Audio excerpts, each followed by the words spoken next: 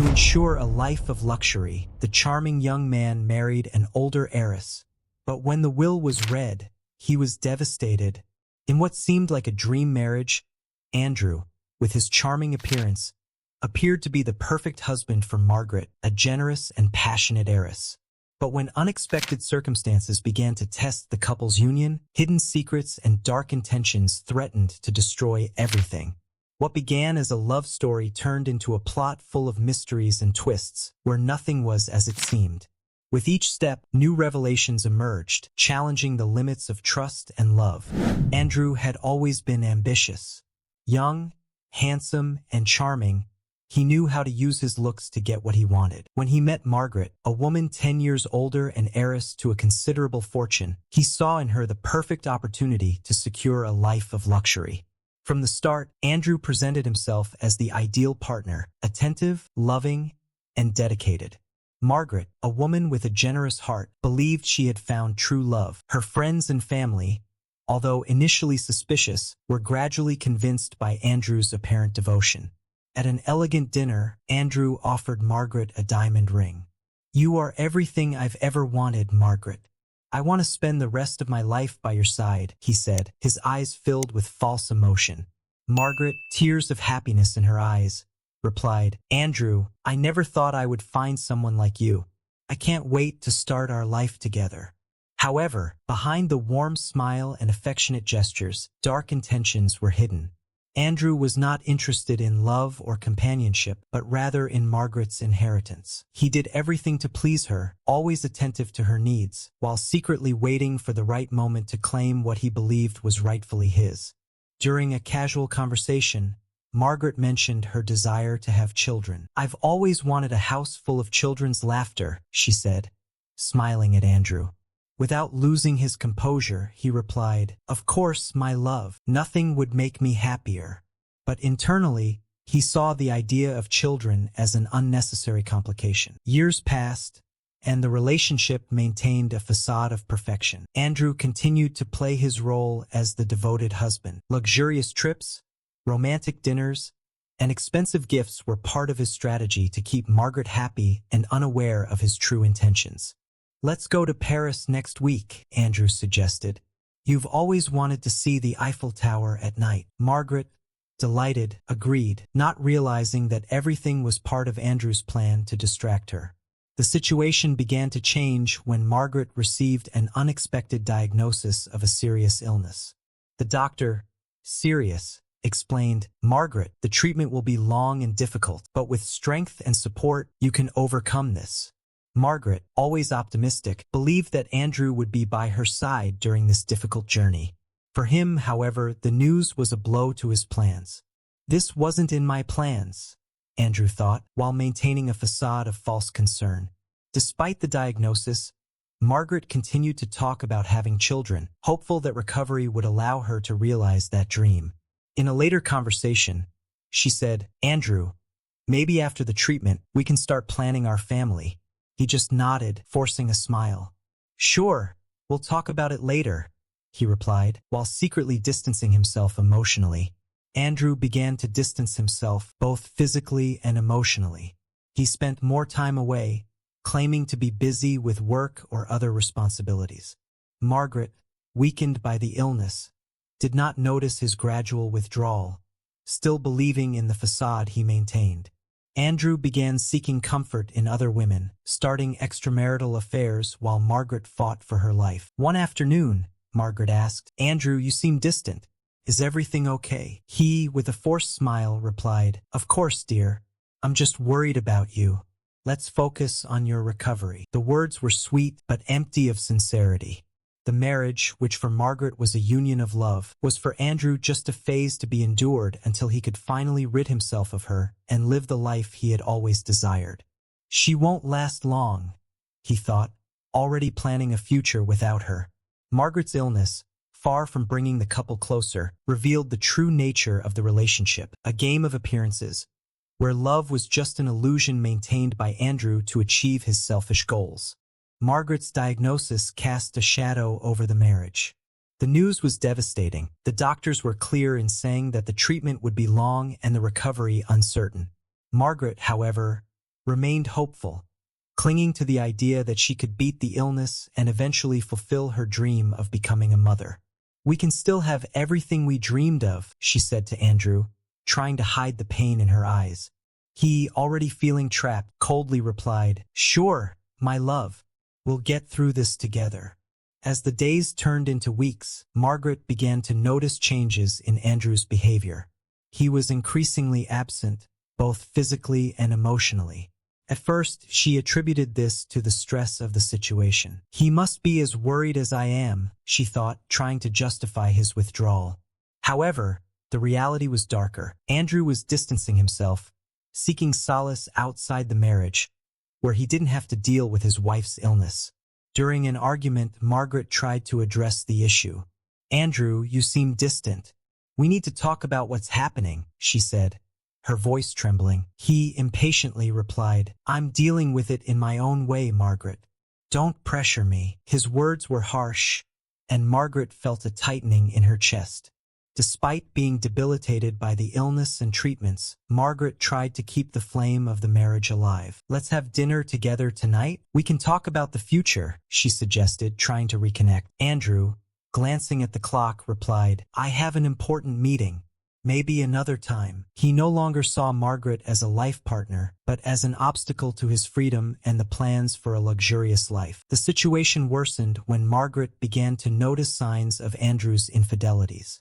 Late-night phone calls, vague excuses for long absences, and even the scent of feminine perfume on his clothes.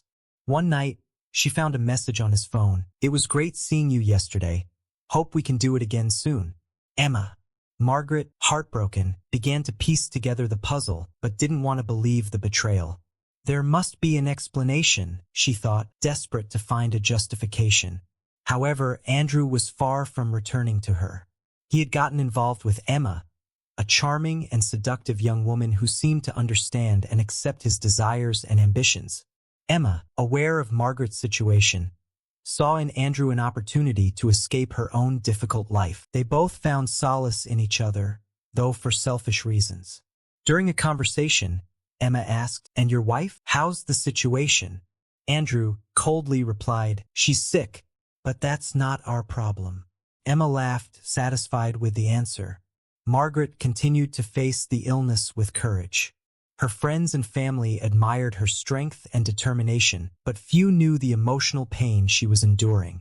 She felt isolated, trapped in a body that no longer responded as before, and in a marriage that was slowly disintegrating. The treatments were exhausting, and Andrew's presence, once a comfort, now became a painful reminder of the love she believed she had lost.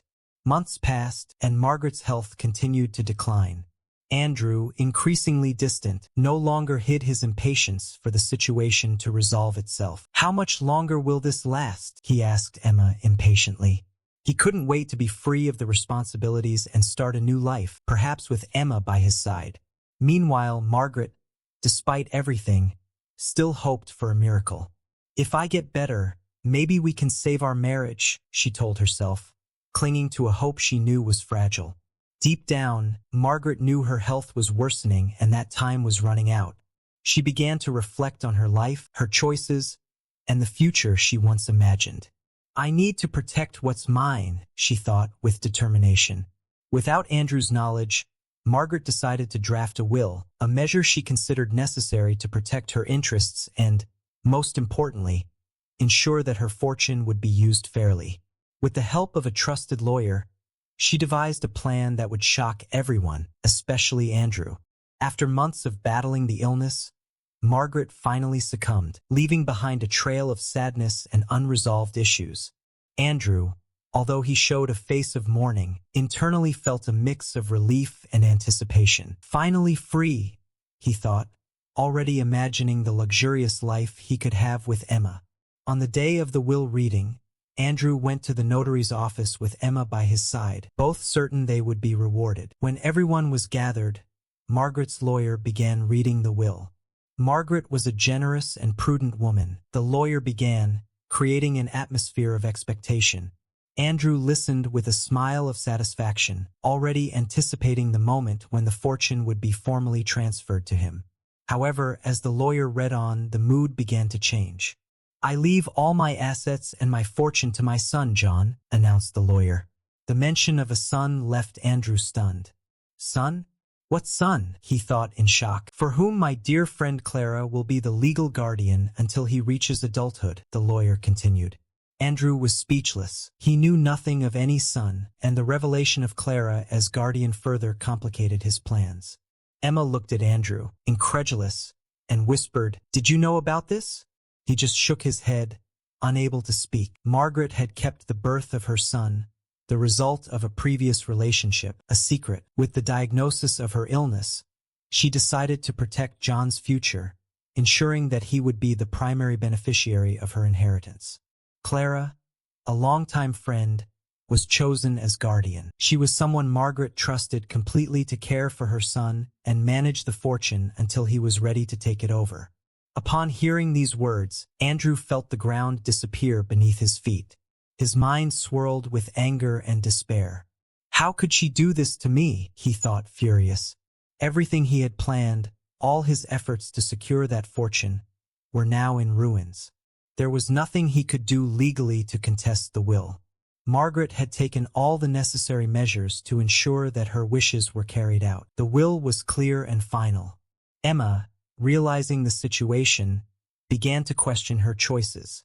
"This wasn't what I expected," she muttered to herself.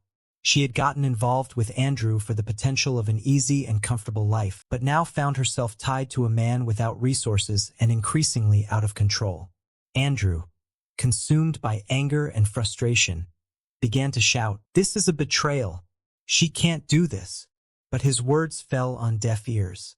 The lawyer and those present in the room maintained a neutral stance as he lost control. Clara, present at the reading, remained calm and dignified. She knew what was coming and was prepared to take on the responsibility of caring for John and the fortune left by Margaret. "She trusted me, and I won't let her down," she thought, determined. She looked at Andrew with a mix of compassion and disdain, understanding that his greed had been his own undoing. As the session ended, Andrew was left alone with his frustrations and failures. He had underestimated Margaret, believing he could manipulate everything in his favor. Now he had nothing. Emma, disappointed and furious, began to reconsider her involvement with him. This was a mistake, she thought as she left the office. The future they had both envisioned was crumbling, and Andrew, for the first time, felt the weight of his selfish actions. After the shocking revelation of the will, Andrew plunged into a spiral of despair. Without Margaret's inheritance, he was practically bankrupt. "How am I going to maintain this lifestyle now?" he thought, feeling the weight of reality set in. Emma, for her part, was equally disturbed. She had joined Andrew with the promise of a comfortable life, but now found herself tied to a man without resources and increasingly out of control. "I need to get out of this," she reflected, watching Andrew lose control. During a heated argument, Andrew revealed a dangerous plan: to kidnap John, Margaret's son. "If we get the boy, we can negotiate with Clara. She'll have no choice but to give us some of the money," he said, his eyes feverish. Emma was horrified by the idea. "You're crazy. That's a crime, Andrew," she exclaimed, trying to make him reconsider. But he was blinded by greed. "This is all we have left," he retorted, impatient. Emma, despite the horror, found herself trapped in the situation. She knew Andrew was desperate and might take drastic measures. He could be dangerous, she thought, worried about what he might do if she refused to help. However, Emma was also a survivor. "I need a plan to get out of this," she decided, beginning to think about how to use the situation to her advantage, not to help Andrew, but to ensure her own safety. While Andrew outlined the details of the plan, Emma pretended to cooperate but already had a secret plan. "I'll turn everything over to the police," she decided, while Andrew explained, "We'll take the boy by surprise while Clara isn't home." Emma just nodded, but inside she felt nauseated by the idea. He would really do this, she thought, scared. On the day of the kidnapping, Andrew was tense but determined. "Remember, no hesitation," he told Emma as they headed to Clara's house. Emma, pretending to support the plan, accompanied him but had already made the decision to interfere. While they were on their way, Emma began to question Andrew about the details of the plan, trying to buy time. What if something goes wrong? Do we have a plan B? She asked, trying to keep him talking. As they neared Clara's house, Emma saw her opportunity. I'll go out and see if the coast is clear, she said, with the excuse of checking the situation. Andrew nodded, distracted, and Emma quickly got out of the car and ran to Clara's house. There, with her heart pounding, she revealed Andrew's plan. He wants to kidnap John. We need to act fast. Clara, shocked, immediately called the police. Emma, still trembling, felt a mix of fear and relief. I did what I had to, she thought, hoping everything would be resolved. When Andrew realized that Emma had fled, he panicked. Damn her, he shouted, trying to decide what to do. But it was too late. The police arrived quickly, and he had no time to escape. As he was handcuffed, Andrew looked at Emma with hatred. You'll pay for this, he threatened, but she just stared at him, unremorseful. I protected myself, she responded coldly. With Andrew arrested, Emma knew she would still face consequences for her involvement. At least I'm away from him, she thought as she was taken in for questioning. She hoped that her cooperation with the police would help mitigate her situation. I need to find a way to start over, she decided, planning her life away from Andrew's shadow. Emma's quick action and police intervention prevented Andrew from carrying out his plan. The news of the foiled kidnapping quickly spread, causing a stir in the small community where Clara and John lived. Clara, still shocked by Andrew's betrayal, thanked Emma for revealing the plan. You saved John.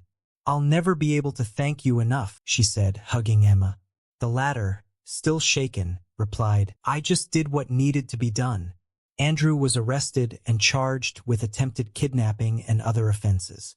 During the trial, all the details of his greed and betrayal came to light. He used Margaret, deceived everyone, and in the end, tried to commit a despicable act, declared the prosecutor.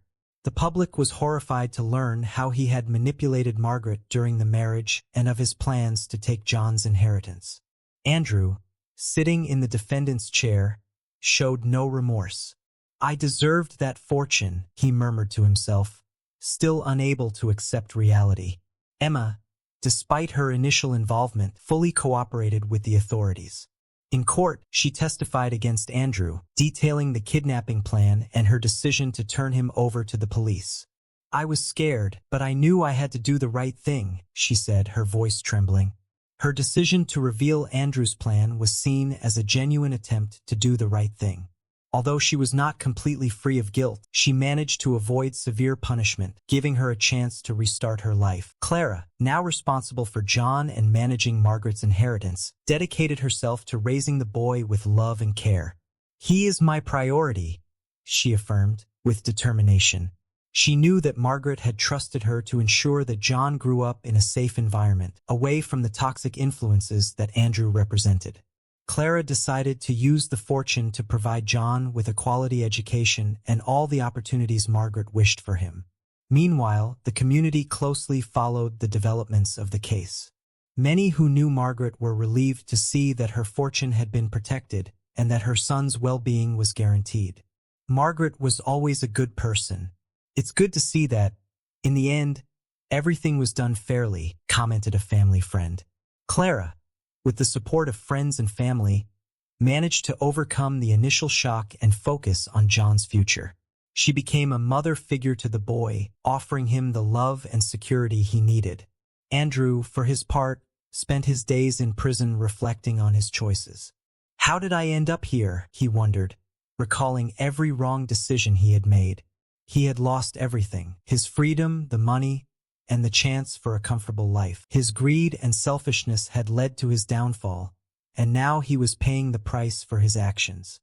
The future he had so desired was out of reach, and he had no one to blame but himself. Emma, after serving her sentence, decided to start over. I'm going to change my life, she promised herself. She knew she needed to leave the past behind and build a new life far from Andrew's shadow and the mistakes she had made. She found a stable job and began to rebuild her life. Although the road ahead was difficult, Emma was determined to do things differently and pursue a life based on honesty and hard work. The story of Margaret, Andrew, John, and Emma became an example in the community. It was a lesson in how greed and bad intentions can destroy lives, but also in how acts of redemption and justice can bring new hope. She sacrificed so much, and in the end, managed to protect what mattered most, Clara reflected, proud to honor her friend's memory. In time, life began to return to normal for everyone involved. Clara continued to care for John, who grew up surrounded by love and security. The boy, although young, understood that his mother had made great sacrifices to protect him and secure his future. "Mom loved me very much," he said to Clara, holding an old photo album. Clara, smiling, replied, "She loved you more than anything, and I'll do everything to make sure you have a wonderful life." Clara, reflecting on the events, felt deep gratitude for having had the opportunity to honor Margaret's legacy. She was an incredible friend and a wonderful mother, she thought, moved.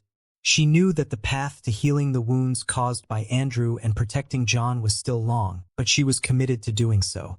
The fortune left by Margaret was wisely managed, ensuring not only John's well-being but also contributing to causes that Margaret valued, such as education and children's health. Andrew, in his cell, had plenty of time to reflect on his actions. "I was driven by greed," he admitted, finally accepting the truth.